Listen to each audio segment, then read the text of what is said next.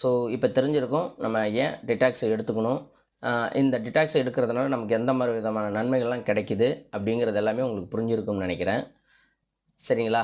So இப்போ இந்த detox வந்து ஒரு அற்புதமான அருமருந்து அப்படின்னு சொல்லுவோம். இதில் என்னெல்லாம் இருக்குது, சரிங்களா? இப்போ இந்த டிடாக்ஸை எடுத்துக்கும் போது உங்களுக்கு என்னெல்லாம் இருக்குது அப்படின்னா, ஃபஸ்ட்டு எடுத்தோடனே இதில் வந்து க்ரீன் டீ இருக்குங்க. க்ரீன் டீ வந்து உங்களுக்கு சொல்லவே தேவையில்ல, ஒரு அற்புதமான பானம். சரிங்களா? இது நம்மளுடைய உறுப்புகளை ஆரோக்கியமாக வச்சுக்க உதவுதுங்க. இந்த க்ரீன் டீ வந்து வெயிட் லாஸ் பண்ணுறவங்க அடிக்கடி சாப்பிடுவாங்க. இது வெயிட் லாஸுக்கு மட்டும் இல்லைங்க, இதில் ஏகப்பட்ட ஆன்டி ஆக்சிடென்ட்டுகள் அதிகமாக இருக்குங்க.